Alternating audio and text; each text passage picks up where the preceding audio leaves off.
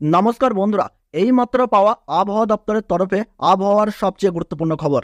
দীর্ঘ প্রতীক্ষার অবসান ঘটিয়ে গোটা বাংলায় ধেয়ে আসছে কালবৈশাখীর সঙ্গে ভারী বৃষ্টি। এই অসহ্যকর গরম ও তাপপ্রবাহ থেকে বৃষ্টির জন্য নাকাল গোটা বঙ্গবাসী। একদিকে গরম, অন্যদিকে তাপপ্রবাহ, এই দুয়ের জেরেই ভ্যাপসা গরমে নাজেহাল হতে হচ্ছে গোটা বঙ্গবাসীকে।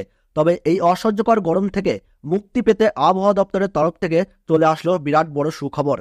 তো বন্ধুরা, কালবৈশাখীর সঙ্গে এই বৃষ্টি কবে কখন থেকে শুরু হচ্ছে, কতদিন পর্যন্ত চলবে, এই নিয়ে কি জানালো আবহাওয়া দপ্তর, সঙ্গে জানিয়ে দেব কলকাতা সহ উত্তর ও দক্ষিণবঙ্গ মিলিয়ে গোটা বাংলাদেশের আবহাওয়া খবর এক নজরে। তো বিস্তারিতভাবে জানতে হলে অবশ্যই ভিডিওটি মনোযোগ সহকারে শেষ পর্যন্ত দেখবেন। সাথে আপনার জেলার নামটি কমেন্ট বক্সে জানাবেন, ভিডিওটিতে একটি লাইক করবেন, আর চ্যানেলটিতে নতুন দর্শক হয়ে থাকলে চ্যানেলটি সাবস্ক্রাইব করে পাশে থাকবেন। এই মাস জুড়ে কলকাতা সহ দক্ষিণবঙ্গের তাপমাত্রা লাগাতার ঊর্ধ্বমুখী। খটখটে শুকনো আবহাওয়া, সাথেই তীব্র তাপপ্রবাহ। দিনের বেলাতেও রাস্তাঘাট অনেকটাই শূন্য, দরকার ছাড়া বাইরে বেরোনোর সাহস পাচ্ছে না কেউ।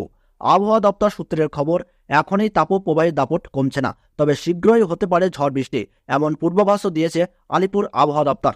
বহুদিন শুষ্ক আবহাওয়া থাকার পর শীঘ্রই ভিজতে চলেছে দক্ষিণবঙ্গের একাধিক জেলা। হতে পারে কালবৈশাখী ঝড়ও। হাওয়া অফিস জানিয়েছে আগামীকাল থেকেই বৃষ্টি শুরু হতে পারে দক্ষিণবঙ্গে।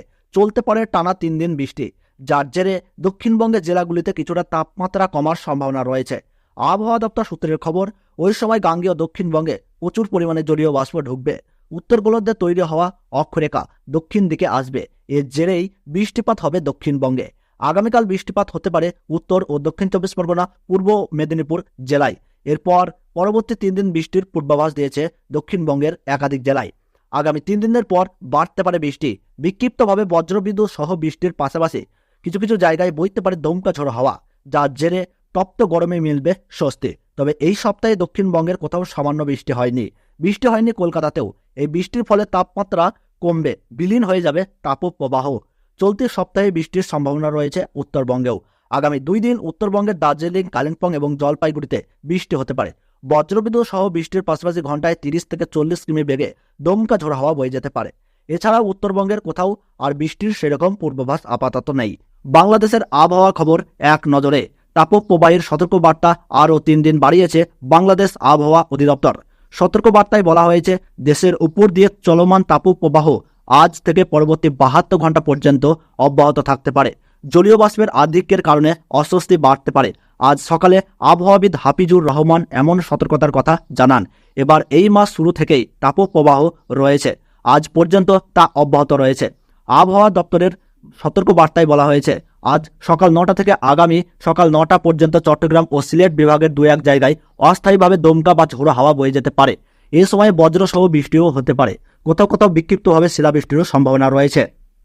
গতকাল দেশের সবচেয়ে বেশি তাপমাত্রা ছিল চুয়াডাঙ্গায়। সেখানে 42.7 ডিগ্রি সেলসিয়াস রেকর্ড করা হয়েছে, যা প্রচণ্ড তাপপ্রবাহ। আজও চুয়াডাঙ্গা জেলার উপর দিয়ে প্রচণ্ড তাপপ্রবাহ বয়ে যেতে পারে বলেও আশঙ্কা করা হচ্ছে।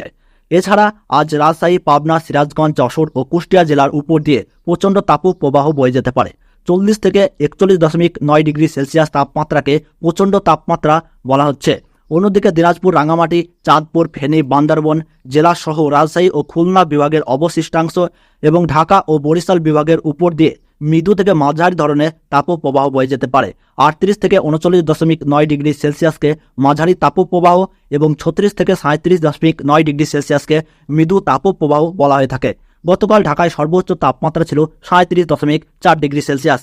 আবহাওয়াবিদ হাফিজুর রহমান বলেন, যেখানে বৃষ্টি হবে সেখানে তাপপ্রবাহ প্রশমিত হবে। তাছাড়া সিলেটে তাপপ্রবাহ নাই, চট্টগ্রামের সব জায়গাতেও তাপপ্রবাহ নাই।